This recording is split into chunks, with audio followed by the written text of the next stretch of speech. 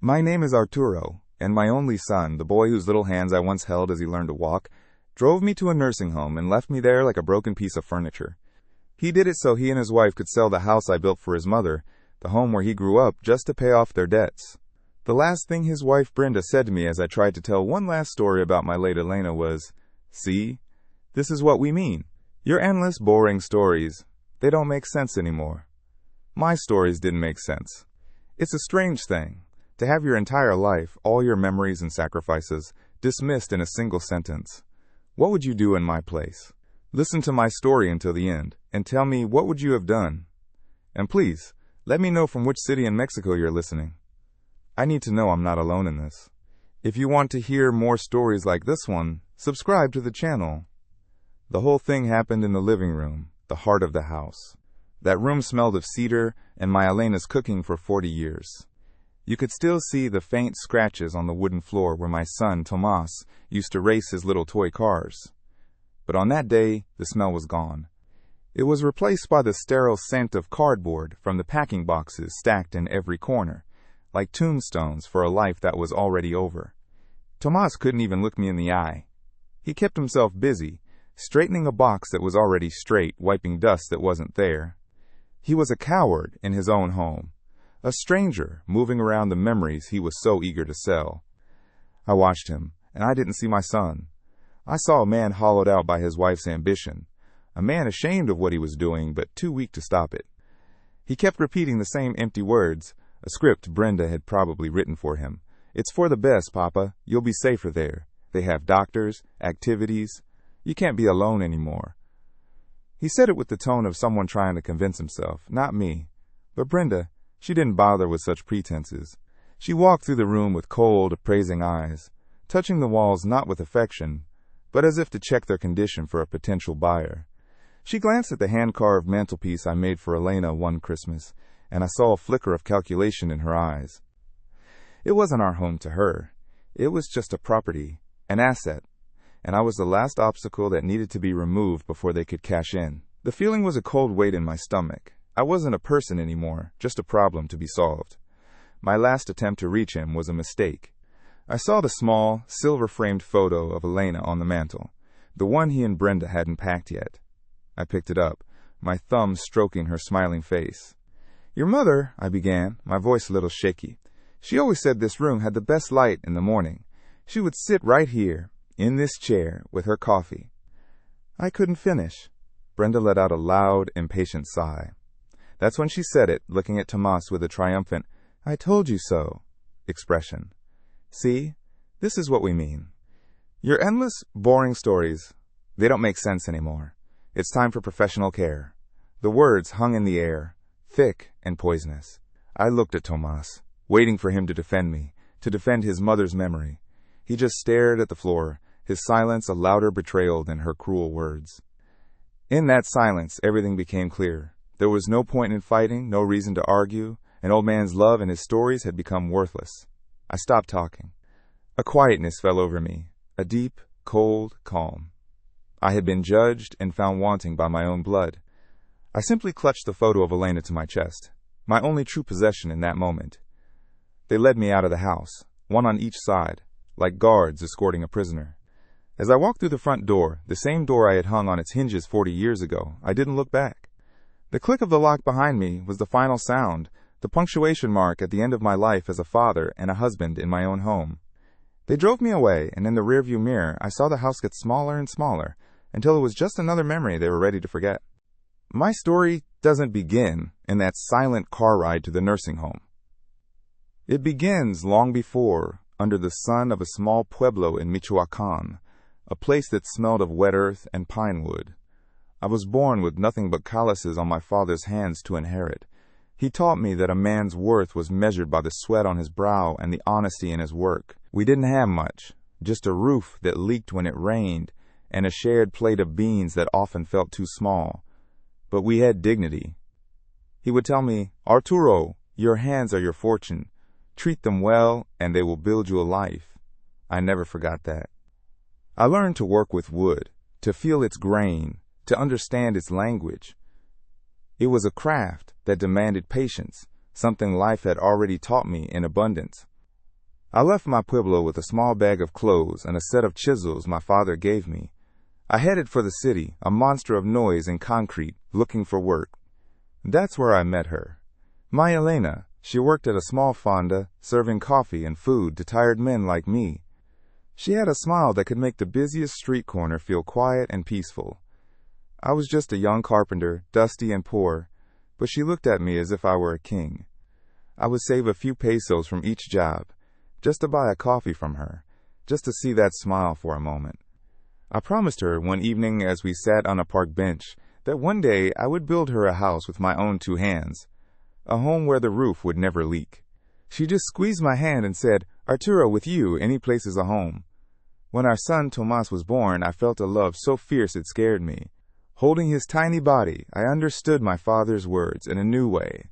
My hands weren't just for building furniture, they were for building a future for this child. My workshop became my sanctuary and my prison. I worked from sunrise until long after the moon was high in the sky.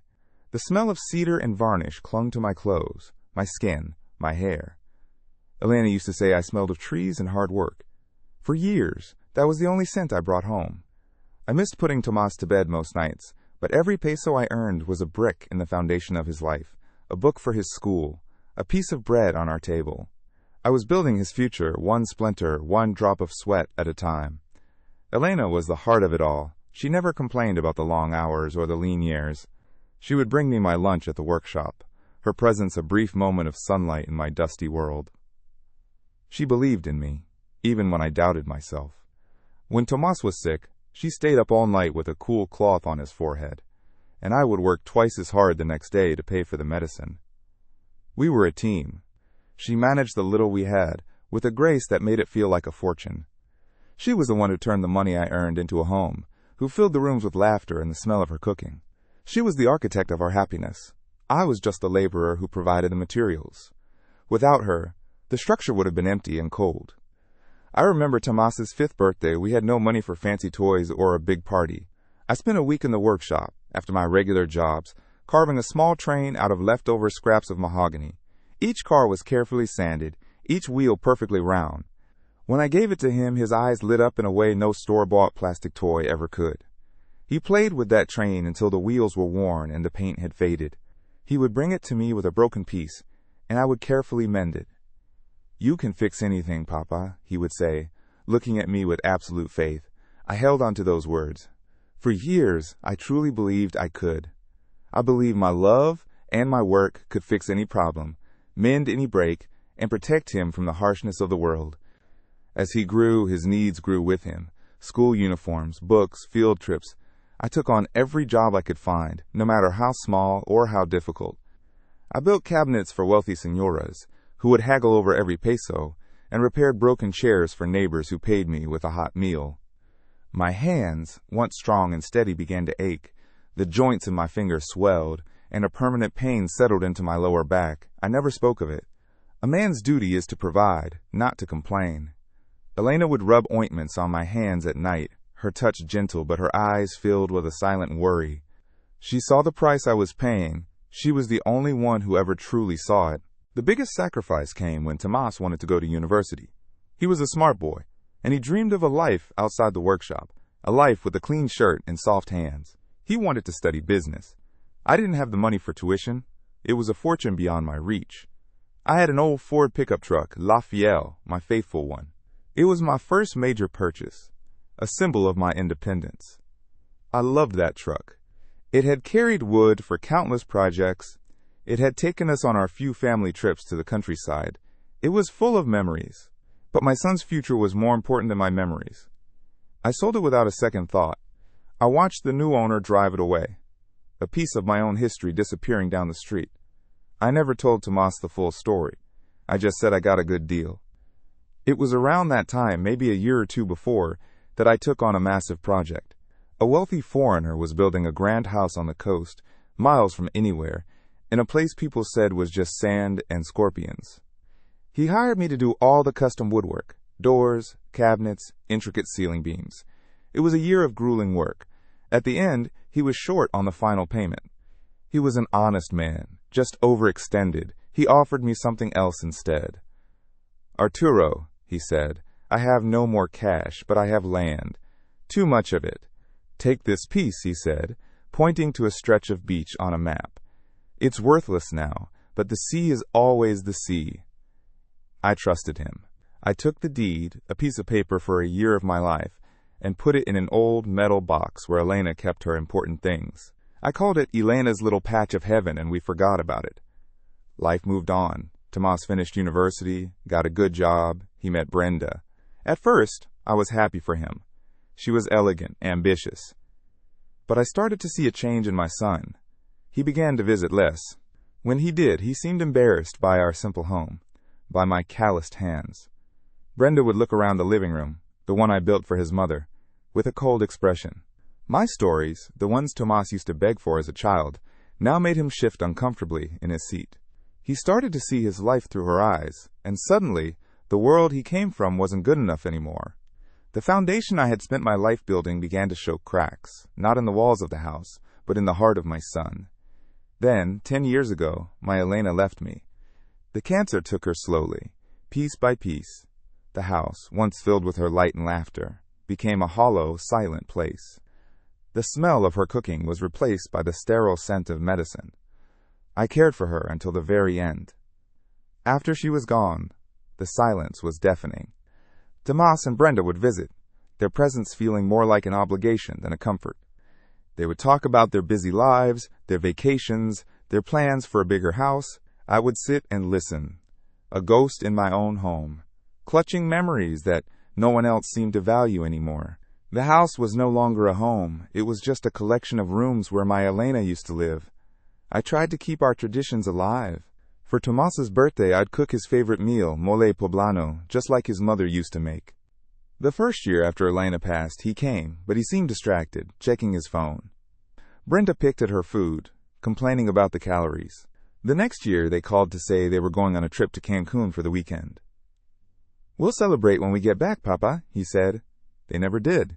It was the small things, the slow, quiet erasures of our shared past. It was like they were carefully dismantling the life I had built, one memory at a time, until only the empty structure remained, ready to be sold. I remember one Christmas, a few years back, they invited me to their modern, sterile apartment. I brought a small, hand-carved nativity scene I had made, a replica of one my father had. I thought it would be a nice gift, a piece of our family history. Brenda thanked me with a tight smile and put it on a side table, behind a large, abstract sculpture. Later in the evening, I saw she had moved it into a storage closet. When I asked, she just said it didn't quite fit the aesthetic. Tomas said nothing. He just poured himself another drink. I understood then that it wasn't just the wooden figures that didn't fit. It was me. My world, my values, my entire life had no place in the new one they were building. The man I raised, the boy who believed I could fix anything, now saw me as something broken. He stopped asking for my advice. Our conversations became superficial, empty. He would talk about interest rates and investments, things I didn't understand. I would try to talk about the neighbors or a memory of his mother, and a curtain would fall over his eyes. Brenda was the one who controlled the conversation, who guided him away from the past. She was chipping away at his foundation, replacing the solid wood of his upbringing with the cheap particle board of her own ambitions. And he was letting her. He was letting her demolish the man his father was. That's why, when they sat me down in the living room with the boxes stacked around us, I wasn't entirely surprised. I was heartbroken, yes, devastated. But the betrayal hadn't happened in that moment. It was a slow poison, administered in small doses over years. The forgotten birthdays, the dismissed stories, the hidden nativity scene. It was a long, quiet process of being erased. They had been packing me away long before they brought out the cardboard boxes. They were just finalizing the transaction, getting rid of the last piece of old furniture that no longer fit their modern lives. I lived my whole life by a simple code. Work hard, be honest, and love your family above all else. I built a home, raised a son, and buried a wife. I poured my soul into the foundation of my family. I gave them everything I had, every ounce of my strength, every peso in my pocket. I sacrificed my dreams so my son could achieve his. And in the end, my reward was to be told that my stories, the very fabric of my existence, were boring and meaningless. They saw an old man a burden. They didn't see the years of labor, the sleepless nights, the love that was hammered into every beam of that house. And as I sat in that car, watching my home disappear in the rearview mirror, I clutched the small, framed photo of Elena. It was the only thing I had taken. In the silence of my heart, I spoke to her. Did I do wrong, my love? Did I fail him? I had spent a lifetime building a legacy of love and sacrifice for my son. But as the car turned the corner, leaving my entire world behind, I realized my legacy wasn't what I thought it was. It wasn't in the house or in my son's memory. It was hidden away in an old metal box, waiting. A forgotten promise from a stranger, a piece of useless land, Elena's little patch of heaven. And I began to wonder if, after all these years, the sea was finally coming in. The poison didn't enter our family in one big dose. It was a slow drip, so subtle at first you could almost convince yourself it was nothing. It started when Tomas married Brenda. In the beginning, she was all smiles and respect, calling me suegro, with a sweetness that felt a little too rehearsed.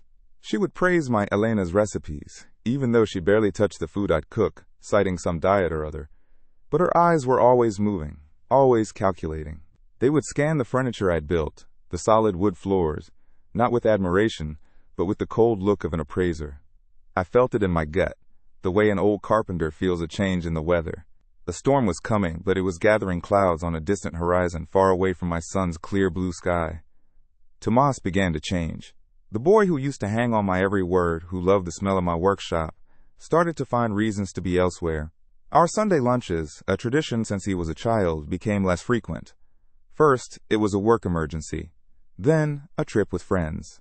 Brenda was always the one delivering the news, her voice dripping with false regret. "Oh, Arturo, Tomas is just swamped. You know how it is." I did know. I knew what it was to be swamped with work to provide for your family. But this was different. This was the work of pulling away, of slowly, deliberately, creating a distance that could not be easily crossed again. The silence on my Sundays grew louder each week. The first real blow landed on my 75th birthday. It was the first one since Elena had passed that I felt I might be able to celebrate without a shadow over my heart. I bought the ingredients for birria, his favorite, the way his mother used to make it. I spent all morning tending to the pot, filling the house with the aroma of chilies and spices, an aroma of celebration. I waited. The sun went down. The birria grew cold on the stove. Around 9 o'clock my phone rang. It was Tomas, his voice rushed. "Papa, I'm so sorry we completely forgot. Brenda and I had to go to a work dinner. It was last minute, we couldn't get out of it." He didn't forget. A man doesn't forget his father's 75th birthday. He chooses to forget. After that, the small cuts came more frequently. They stopped inviting me to their apartment for holidays. "It's just too small for all of us, Papa," Brenda would say, even though they had hosted parties for 20 people. So holidays became me, alone in the house I built, with the ghost of Elena and the silence of my son's absence. One Christmas I went to their place unannounced, carrying a small box of buñuelos I'd made. Through the window I saw them inside, laughing with friends, a tree glittering with lights. I stood on the cold sidewalk for a moment, holding the warm sweets, and then I turned and walked home. I ate the buñuelos myself, and they tasted like ash in my mouth. The worst part was how they silenced my stories. That was Brenda's specialty. I'd start to recall a memory, maybe about the time I took Tomas fishing at Lake Pascuaro, and she would interrupt with a loud sigh. "Oh, Arturo, not that story again." She'd turn to Tomas and roll her eyes, and he would just look down at his plate, his face flushed with embarrassment. Not embarrassment for her rudeness, but for me. For my memories. The stories that were the foundation of our family, the oral history of our love and struggles, were now just the ramblings of an old man. He was letting her edit his past, cut out the parts she deemed unworthy. Then the talk turned to money, always subtly, always wrapped in a layer of concern. "This old house must cost a fortune to maintain, Papa," Tomas would say, echoing words I was sure Brenda had put in his mouth. "Property taxes are so high in this neighborhood now." They would talk about their debts, their car payments, the down payment they needed for a bigger house, all while sitting in the living room my own two hands had built. They weren't just talking, they were planting a seed. They were watering it with their feigned sympathy, waiting for it to grow into the justification they needed. The house was no longer a home, it was a solution to their financial problems. I began to feel like a ghost in my own house. They would visit and walk through the rooms, not talking to me, but about the space around me. This wall could be knocked down to open up the kitchen, Brenda would muse, pointing a perfectly manicured finger. And these old cabinets would have to go. Tomas would nod in agreement. Yes, a more modern look would increase the value. They were discussing the dismemberment of my life's work right in front of me, and I was just a piece of old furniture they had to figure out what to do with. I was an obstacle to their renovation plans, both for the house and for their lives. The final stage of their campaign was the feigned concern for my health. It was Brenda who started it. "Arturo, you seem a little more forgetful lately," she'd say with a saccharine smile. "Did you take your medicine today?" I was as sharp as ever, but she was building a narrative, creating a character for me, the frail, incompetent old man who was a danger to himself. "What if you fall, Papa? Who would find you?"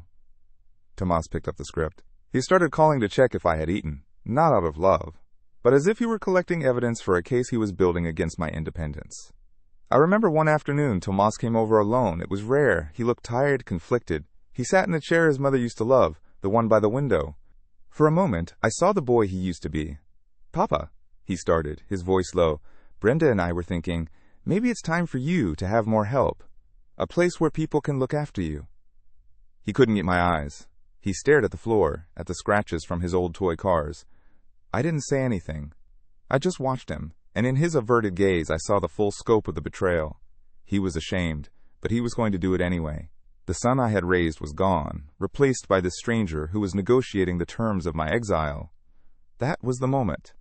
Not in the car, not at the front door of the nursing home, but right there, in the silence of that living room. The full realization settled in my chest, heavy and cold as a stone. I was a problem to be managed. A line item on their budget that needed to be zeroed out. My love, my sacrifices, my entire life devoted to him had been weighed and found to be worth less than a down payment on a new house. The son, whose future I had built with my own hands, was now dismantling my present. He wasn't just selling a house. He was selling his father. I stopped fighting it then. What was there to fight? You cannot reason with someone who has already passed sentence. You cannot appeal to a heart that has been willfully hardened. The weeks that followed were a blur of quiet packing and hollow pleasantries. They moved around me with a forced gentleness that was more insulting than open cruelty. They were careful, like people handling a fragile object they couldn't wait to get rid of. Every box they taped shut felt like a nail in my coffin, the coffin of the life I had known. The conversations about the nursing home became practical, logistical. "They have a lovely garden, Papa," Brenda would say, showing me a glossy brochure. "And activities. You can play dominoes." Dominoes. I had built a house, a family, a life from nothing but splinters and sweat. And my future was now being sold to me as a game of dominoes in a garden I didn't want. They were offering me a gilded cage, and the price was my home, my dignity, my entire past. They saw it as a fair trade. They would talk about my things as if I were already gone. What should we do with his old tools? I heard Brenda ask Tomas one evening from the kitchen. "We can sell them online. Some collectors might pay a few pesos. My tools. The extensions of my hands, the instruments that had fed him, clothed him, and educated him. They were now just a few pesos to be collected. Each word was another shovelful of dirt on the grave they were digging for my memory, right in the middle of my own home. The day they came to take me, the house was already stripped of its soul. The pictures were off the walls, the rugs were rolled up, and the rooms echoed with emptiness. It was no longer my home. It was just a property, a shell waiting for new owners. When Tomas said, "It's for the best, Papa," his voice was devoid of emotion. It was a line he had practiced until it meant nothing. He was no longer trying to convince me, only to get through the unpleasant task as quickly as possible. The cruelty of Brenda's final words about my stories was not a surprise. It was simply the final, honest statement in a long and carefully orchestrated campaign of erasure. She was just saying out loud what they had both been thinking for years. My stories, my life, my love. It was all clutter from a bygone era. It didn't fit their aesthetic. It was old, boring, and it no longer made sense in the new, modern life they were so desperate to build upon the rubble of mine. And so the abandonment wasn't a single, violent act. It was a slow, creeping decay, like rot in a beam that you don't see until the roof starts to sag. They had been dismantling my world piece by piece for years. The drive to the nursing home was just the final step, the removal of the last piece of structural support before the whole thing came crashing down. They thought they were clearing the way for their future, but they had no idea what they were truly demolishing. I remember my father telling me that a house built on a weak foundation will never stand. My son had forgotten that lesson. He had allowed Brenda to replace the solid bedrock of family and gratitude with the shifting sands of ambition and greed. And as they drove away from the house I built, I knew, with a certainty that chilled me to the bone, that the structure of their own lives was destined to collapse. They just didn't know it yet. This gradual betrayal was, in a way, more painful than a sudden one. A quick cut can be stitched, but a slow poison works its way into your very bones, making you doubt everything you ever built. It makes you question the love you gave, the sacrifices you made. It makes you wonder if it was all for nothing. For a long time, sitting in that sterile room in the nursing home, I believed it was.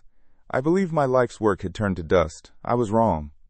The foundation I had laid was deeper and stronger than they, or even I, had ever imagined. My son and his wife thought they had taken everything from me. They took my home, my peace, and they tried to take my dignity.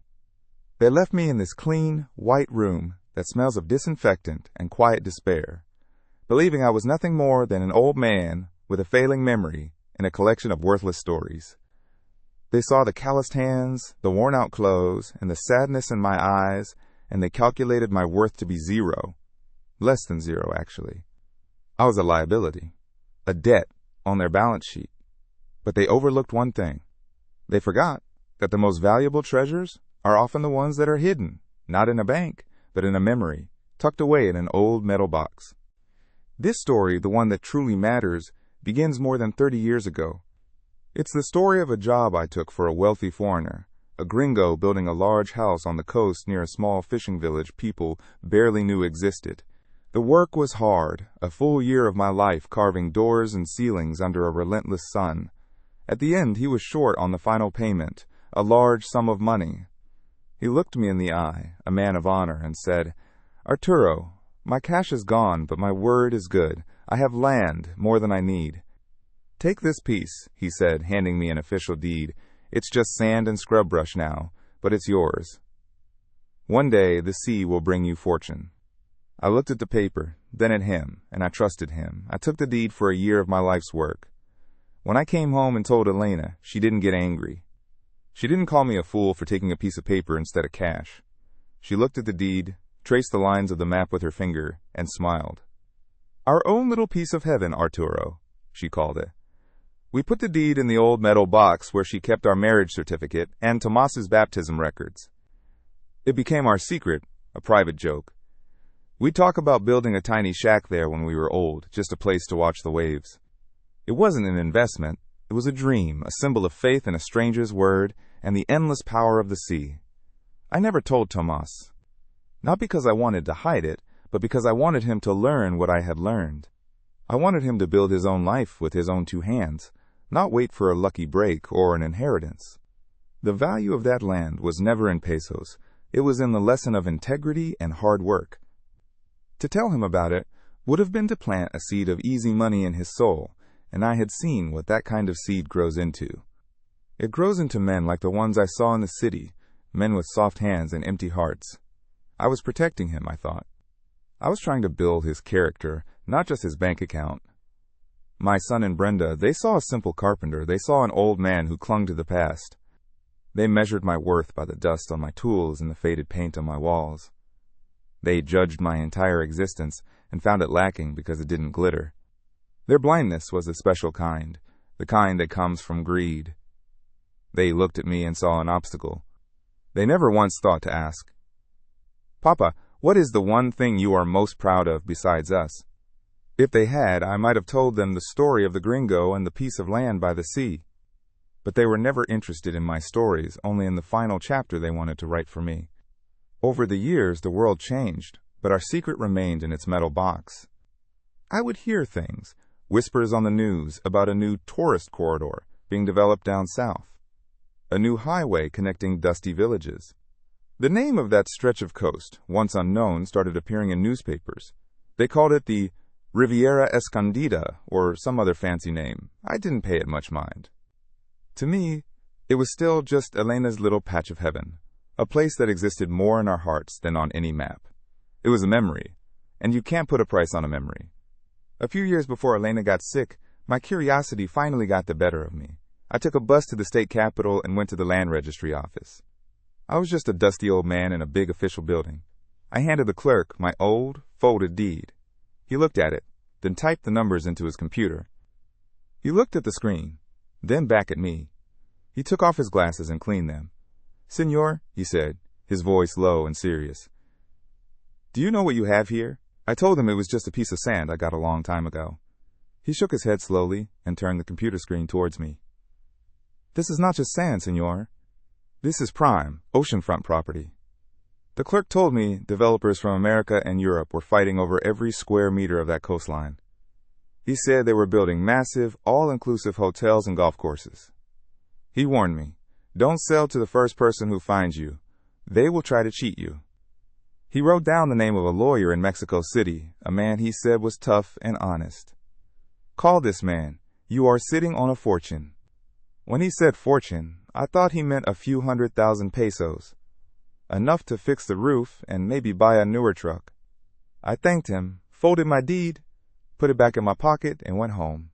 I never made the call. When Elena passed, the land became something else. It became sacred. It was her last dream, a little patch of heaven. The idea of selling it, of turning her memory into a pile of cash, felt like the worst kind of betrayal. Around that same time, I saw the change in Tomas and Brenda getting worse. I saw the hunger in their eyes. Giving them that kind of money then would not have saved them. It would have been the final push that sent them over the cliff of their own greed. It would have destroyed what little was left of the boy I had raised. So I kept the secret locked away, not just in the metal box, but in my heart. It was my final promise to her. Now, sitting in this room, with nothing but time and the echo of my son's betrayal, I finally made the call. I found that old piece of paper with the lawyer's name. I called his office from the payphone in the hallway. I told the lawyer, a man with a sharp, no-nonsense voice, the story. I gave him the deed number and the location. He asked me to wait while he checked his records. The silence on the other end of the line was heavy. I could hear the faint sound of papers shuffling, a keyboard clicking. I thought of Tomas and Brenda, probably signing the papers to sell my house, congratulating themselves on their cleverness. The lawyer came back on the line. His voice had changed. There was a new respect in it, a kind of awe. "Señor Arturo," he said, and I could hear him take a deep breath. "The last registered offer for a parcel of this size, in this exact location, was 3 months ago. It sold for 95 million pesos. He paused, letting the number sink in. "And that was considered a low price. We can do much better. Conservatively, your property is worth 120 million pesos. My hand holding the phone started to shake. 120 million. It wasn't a number. It was a different world. A world my son had thrown away for the price of a used car. The weight of that number is a strange thing. It's more money than I could spend in 10 lifetimes. But it's not about the money. It's the irony, so thick and bitter it tastes like bile. My son, my own blood, drove me to this place and left me here like a dog, so he could get maybe 2 million pesos for the house I built for his mother. 2 million.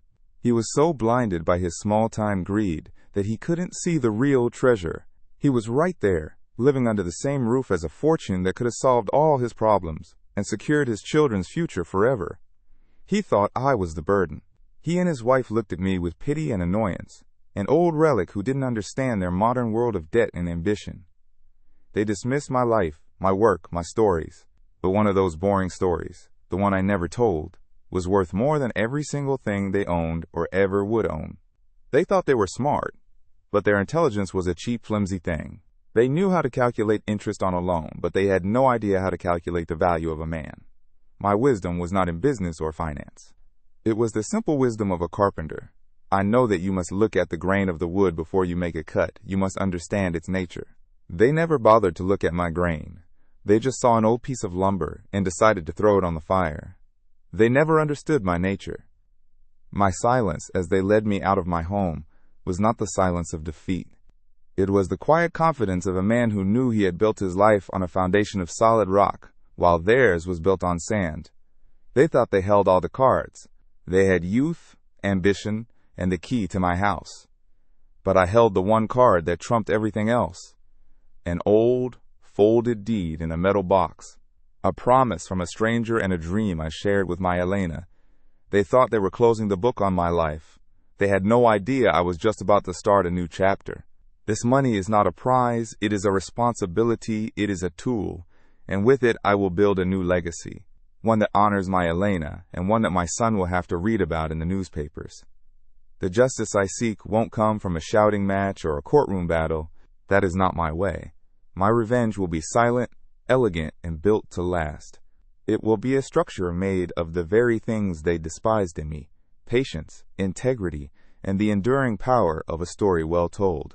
They wanted to erase my past, but I will use it to build a future they can never be a part of.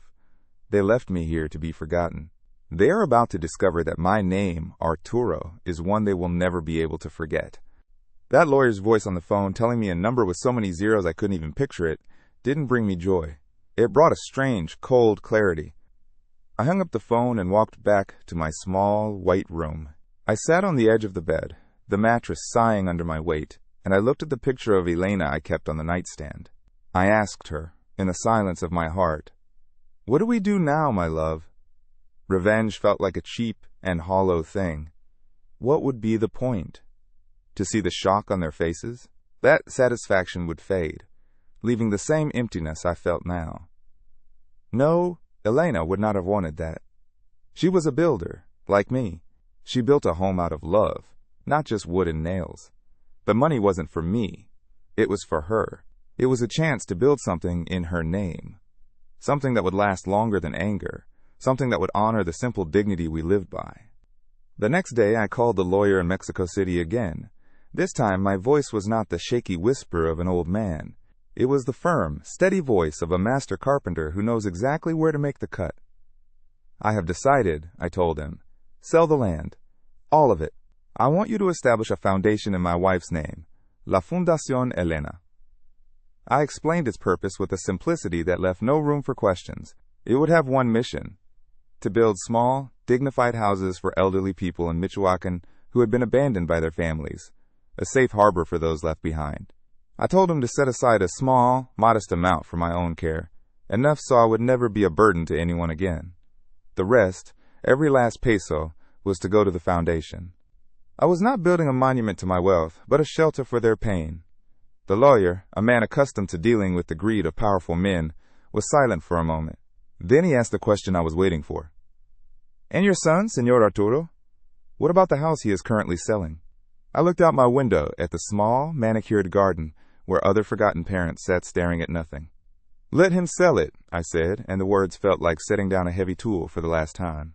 "Let him and his wife have their 2 million pesos. That is the price they put on my life. Let that small sum be the final testament to their character." The lawyer understood. There would be no fight, no confrontation. My son would get exactly what he thought I was worth, a handful of silver, while being completely blind to the treasure he had thrown away. It was a quiet, clean, and devastatingly fair justice. Weeks turned into a quiet month. I lived my life at the nursing home, a ghost among ghosts. I played dominoes with a man who couldn't remember his own children's names and listened to the radio. Then one morning, a nurse left a copy of Asterisk El Universal on a table. The headline on the business page caught my eye. "The Carpenter's Legacy. Anonymous Philanthropist pledges 100 million pesos to house the abandoned elderly." The article spoke of a new foundation, funded by a mysterious benefactor, a humble artisan who wished to honor his late wife. It told a story of hard work and quiet dignity.